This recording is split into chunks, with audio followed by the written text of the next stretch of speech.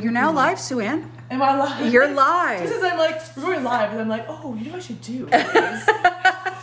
This is all just, we talk about how is Sizzling with Sass going. Well, it's going great. It's all like a work in progress, and every show is just something a little bit different. It's the whole beauty of it being live and unrehearsed. Yeah, it is live and it is unrehearsed, that's for sure. So, awesome. Oh, you're getting a shot of the Baco. Yes, I'm getting a shot of the Baco. Yay! Oh, and it is everybody's favorite, and I think today is everybody's favorite because it's so gorgeous out. Holy moly, it is just beautiful. And you know, we're in Sage Red now in Niagara, and people are keen to come out and taste wines and do some wines by the flights and wines by the glass. We're gonna hold off for another few weeks actually though. But I think like about the middle of April we'll get rolling here though. Yeah. So just kind of it's not about the race. Cara, it's with the marathon, okay? Okay. That's so, right, Sue-Ann. It's all about the journey, isn't it? It's all about the journey, that's right. And the journey of putting the tent back up again, right? Yeah. So what you doing? We're doing pizza, but it's like fun pizzas. So I'm trying to figure out what exactly it is that we're doing here. Like as far as I can quantify what's the story. So it's kind of like some fun pizzas. I think the first one's like a breakfast pizza. Yeah. And the second one's kind of like a dessert pizza or like kind of thing. So. Yeah. Oh, we've got somebody watching from Chicago. Chicago? Yeah. Come on. Yeah, from the Windy City. The Windy City. Seriously. Hey, it's kind of windy here today too. That's how we're connecting. So what did you do there? You got a corn tortilla. All right. I thought, okay, can you have a pizza without having cheese on it? No. So how am I gonna get the cheese incorporated into this breakfast pizza? Well, we're gonna do it by putting just a little bit of, so I put a little bit of olive oil on the bottom here, just to make sure it doesn't stick. Yeah. And then these like corn tortillas, like they're actually from corn. But you can feel like the gritty corn texture to it. And then so I've got some mozzarella down here first, some pizza mozzarella, just grated up. And they're gonna go on top here. This one is gonna blow up your mind. It's so good. I've done this only once before. I hope this turns out. All right. So here I have, it doesn't look that appetizing, but this is a hollandaise sauce. When you try to make a hollandaise sauce from one yolk, it's not that easy. But what I did was, I left it just a little bit eggier than, thank you for calling whoever's calling, but we're just not going to answer because we're kind of busy. So I left it a little eggier than a normal hollandaise sauce because when it goes into the oven, I don't want it to break. And you know, those that made hollandaise sauce, you know, that fear of always having, you know, the sauce potentially breaking, right? And then it gets all like separated and I know there's tricks to bring it back together, but I'm not that clever, okay? So I'm a bit of a hack at this. Okay, so hollandaise sauce that, you know, as I was whisking that with the egg yolk and putting the cold butter in, just kept it just a little. I probably could have got more butter in, but I held back a little bit. Yeah. All right. So this is kind of like a eggs Benedict. Yeah. Okay, bacon. And I'm just gonna put this. I'm gonna be a little fancy with this, and just put it like this because there's a reason. There's a method to the madness. Always is. Let's put it just a little thicker. Just because I've only kind of played with this once before at over at Dave and Louise Johnson's over at Featherstone. We have pizza night over there, and I made an eggs Benedict pizza once upon a time, but it wasn't like this, obviously. Okay. All right. So now we need the egg. So how about a little quail's egg? Oh, is it so cute? Oh, it's so cute. Now, the annoying part of the quail's egg, though, is that it has quite a membrane inside of here. So you really do have to pierce it. Okay. And this I should have practiced this part first. Everything goes horribly wrong. It could. Okay, so you want to break through that membrane, but not crack through the yolk. Okay, so we're there. Let's just say that's there. Let's see what happens here. And, come on, little guy. There you go. Oh, look at that. Isn't that gorgeous? Yeah. Okay, that's all we're going to do to this. Okay. And I'm going to put him in the oven and try and keep that yolk centered. Okay. All right. This is how, aw, thanks, darling. All right. So this one technically is gluten-free. This one's good for you, darling. Yeah. Like with the, oh, yeah. Okay, so that's at 450 degrees. Okay. I have it on full convection, too, just to kind of like really get it swirling. Okay, so for everybody just joining, like your brother. Yay, Drew!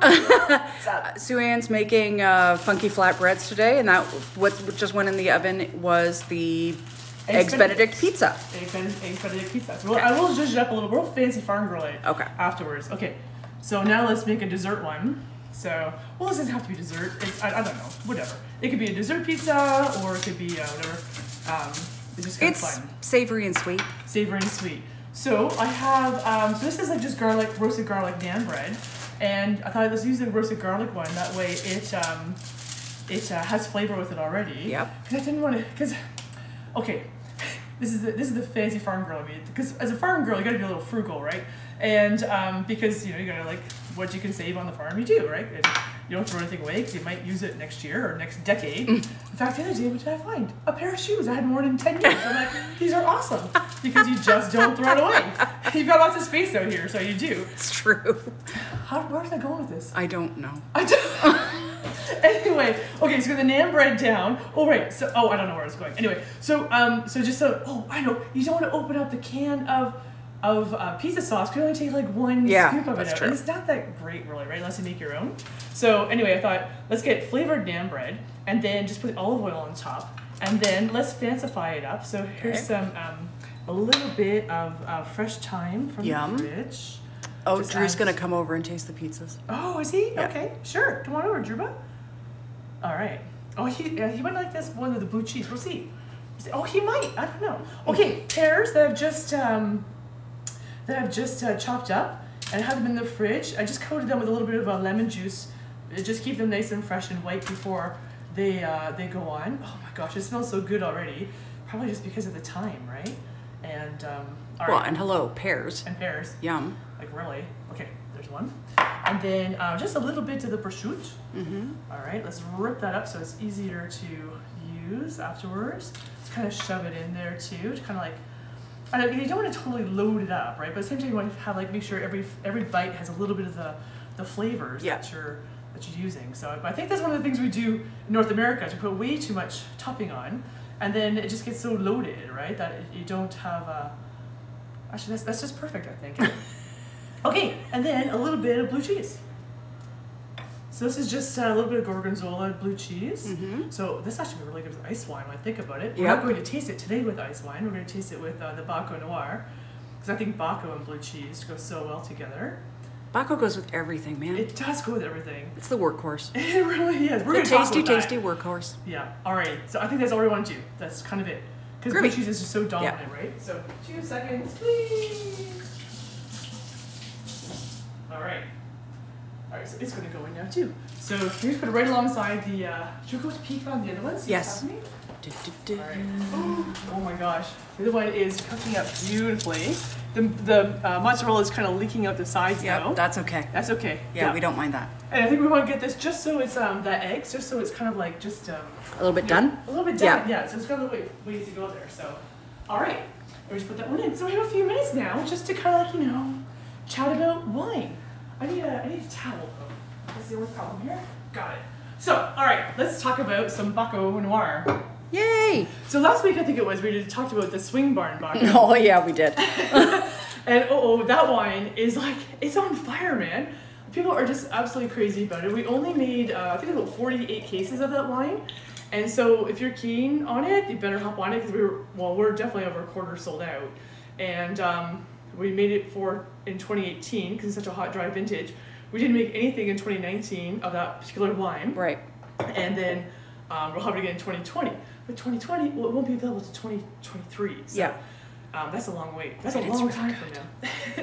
So this is the Bank Barn Baco. This is the 2019. We're just getting at the end of this one. So this is one of your favorites from years gone, like out of all the vintages that we had. A lot of people, this is their favorite. If you want to hop on this, because we're on the last palette of it. And also for those people that belong, I don't know what to say. There's a particular wine club that's very popular in Toronto, and the name starts with a K. So if you happen to belong to that wine club, you might see this wine in that package. I'm not sure if I just said something was top secret or not. Oh, we'll find out. Anyway, but so Baco Noir it's just such an interesting grape, and I think we kind of downplay it in Niagara because we're so focused on the Bordeaux varieties, right? Like Cab Franc, Cab Sauv, Merlot, Gamay, Riesling, Chardonnay, all the ones coming from the Vitis vinifera family of grape. Well, this is a hybrid, and so it's a cross between Foule Blanche and then I don't know. The other half of the parentage is just very varied. Yeah. And created by Francois Baco in France back in I think the 30s and 40s. It's brought to Ontario in one of the experimental programs that Jordan Wines and Bryce Wines used to have back in the 50s and 60s and 70s. And that's oh, really? That's when it first showed up here, is in like mid 20th century. Cool. You got it. Yeah. And at the same time, kind of like Deschonach and Foch and all those grapes came over the same time and in the same kind of research plots as well. And so all those wineries had little research plots behind their own wineries. Some of them we grew exclusively for Jordan wines at the time, and some of our property was dedicated right for experimentation for Jordan wines. That's so cool. So some of the first Baco could have come from here. So, and I know when I say Jordan wines, some of you shudder. Probably your first hangover came from a Jordan wines wine. I know mine did. Anyway, so I've talked about the Baco Noir before. What I love about ours is that it's just like so tiny berry. The flavors are so deep, so intense, that it's really quite gorgeous. And I mean, we don't do anything to this wine. Like, it goes through the crusher destemmer. Actually, we don't even crush it. We just destem it. We optically sort the berries just to make sure that they're only the prized ones go into this wine, and then ferment it cool with the whole berries for like 7 to 10 days, and then that's what we crush. And after we just fermented, it's pressed, and as we ferment it, we go through malolactic fermentation at the same time. So it's going through the alcoholic fermentation, converting the sugar to alcohol. And it's also going through malolactic fermentation, converting the malic acid to lactic acid at the same time too. Which softens it, right? Because malic acid is like the sharp appley acid, and lactic is the rounder acid. You got it. Yeah. So really soft, really bright. Yeah. Really easy drinking. Like, it's really soft because the tannins are low, but the flavor is really high, and it's soft because the tannins are low. There's a sharpness to the acidity there. Yeah. So. Okay, just a quick question about Baco. Yep. Just because so many customers ask. Yep. What made you decide to make this an unoaked red wine so many years ago? Right. Yeah. Well, let's just take a peek here. Oh. Okay. She's cooked. Oh, she cooked? She's cooked. Okay. We can get back to the Baco question. Get back to the Baco. Yeah. Let me just check the other one while we're at it. Okay. It's done too. Score. All right. I think we need to let this guy set a little bit too, because of all the mozzarella that's come out there. Wow, looks really good actually. Oh, and they smell even better. I know. Holy. That smell-o-vision. So why did I decide to make a Baco Noir with no oak? Well, that's a really great question. That's what I'm here for. True story or not? Let's see. Okay, so the real story goes like this. I once upon a time had this idea of making this is confidential, I could tell you all, but I'm gonna have to kill you all. But anyway, so I'm making a sparkling Baco Noir. Okay. And then the concept of the short story, the concept of a sparkling Baco Noir was like the funniest thing said at a particular experts tasting once upon a time. And so did they laugh you out of the room? Oh, well, I didn't actually say so. Actually, Ron Giesbrick, who was the winemaker at Henry Pelham, he was joking about wines that make really great sparkling wines, and he made a joke about making sparkling Baco. Well, the room erupted in laughter, and I just kind of sat there going like, okay, 8,000 liters of Baco Noir in the tank room, at this point destined for sparkling. Oh, and the good part about it was it really made me think about it, because it was 2008. I just started. I mean, I'm a fancy farm girl starting a winery. I'm not a big oil tycoon or something. It just made me think, you know what? I really got to think about this whole Baco sparkling Baco thing. I got to hand sell every single bottle, and then so back to the drawing board. What am I going to do? And tasted it, and I'm like, you know what? This wine is perfect just the way it is. It doesn't need oak barrels. And I wanted to make something different than Henry Pelham as well, identifying that they are, they cut the teeth on Baco Noir. They premiumized Baco Noir, and they've done it with oak. And so how do I make mine different? And it's by making it unoaked. Yeah. And I'm lucky to have these old vines with piles of flavor, so it doesn't even need it. So very cool. Was that a long answer? Yes, but it was a good one. All right, let's see what happens when we cut this bad boy in half. Oop. Come on. There we go. Just put that. Oh, you know what? We have to jazz these up. Oh, sorry. I got distracted. Okay, no, me too. Okay, so we want to finish this guy off with. Okay, I've never opened one of these things up. Just some smoked paprika. Oh yeah, go gentle. Yeah. If it's the hot kind. I don't think so. No, it's a sweet. Oh, good. It's a sweet and smoky paprika. Just as we finish. Oh my gosh, that smells fantastic. And then for this guy, let's finish it off with a little bit of cracked. The walnuts. The walnuts. Yeah, just get a little crunch. And that, my friends, pear walnut. It's like the perfect charcuterie pizza. Yeah, It really is. So you've got breakfast and kind of snacks. Wow. And so what's really cool is how the aromatics just ramped up with that little bit of paprika on top of him. Whoop. So maybe in hindsight, I'd probably do 2 on that one actually. I think it's pretty. Somebody's not gonna get yolky. And then that guy, look at that. Like, I think that's just a perfect lunch right Beautiful. there. Right? Okay, I don't know how I'm going to eat these right now and do this eloquently on, well, okay. You're going to do it with a knife and fork, like a lady. That's what you're going to do. Wendy's not even watching. Okay. And so, okay, what are the elements that are bringing this all together? So in this case, is the bacon that's working to go with the baco, and I think just that rustic and that the corn. And the corn. Yeah. You're right, from the tortilla. Yeah. Oh my, that's killer. That's a big bite. Sorry. The mozzarella in the middle. Really helps keep that juicy, and then I smell paprika on top too, help give it more aromatics. Yeah. The bacon, the earthiness of the bacon, and how rich it is too. You need some of the acidity from the wine to make this all work. And that acidity that Baco inherently has.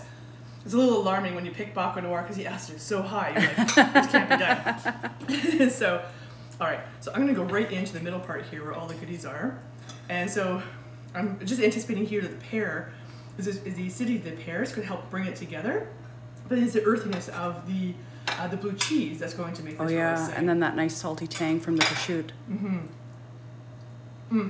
Yum. And the thyme in some way too. The thyme kind of helps bring up the aromatics, and the thyme has an earthiness to it as well that really works well with the wine. Problem is, I really love blue cheese. Blue cheese and ice wine. Yeah. Blue cheese and Baco. Yep. I think are some of my favorite pairings. So, oh goodness. Okay, so what's the moral of the story here? Pizza for breakfast, pizza for dessert, pizza for your main course as well. Waxing it up, jazzing it up the way you want. Really, I mean, we use tacos or nachos for here. Here we use naan breads, but use flatbreads. Use whatever base you want. Get really super creative. And I think one of the messages was like, if it's a combination that works anywhere else on the planet, it probably works well on a pizza. Like I love doing cheddar and apples together, and doing like bacala, like going super savory, like a puttanesca type thing with anchovies and black olives and some pickled with the capers and capers on it too. Yeah. Anything salty savory like that on top of it. Throw some fresh herb on that too. Cook them like gas. That would also go with the Baco, because Baco really does go with it. It would, yes, it does. And then also, and think about making pizza into dessert too. Like we're talking about putting Nutella on, and then some and then searing it with bananas on it too. Fantastic. Yeah. I think what I did once upon a time for one of the passport programs, we did a sweetened mascarpone cheese on the bottom, and then coated strawberries in cracked black pepper and then some fresh mint all over the whole entire thing. Yeah. I was like, oh my gosh, it was so good. I dream about it still. So again, just get creative. There's no rules. There's absolutely no rules with pizza. So there's no rules with Baco. So anyway, enjoy the wines. Hope to see everyone back here soon. Again, we won't be open for tasting or wines by the flight or for wines by the glass as well till probably after Easter. But we'll see you out there at that point. Until then, see you online, shopping there, and in this store here to buy wine. So put your mask on. We'll see you soon. Thanks. Bye.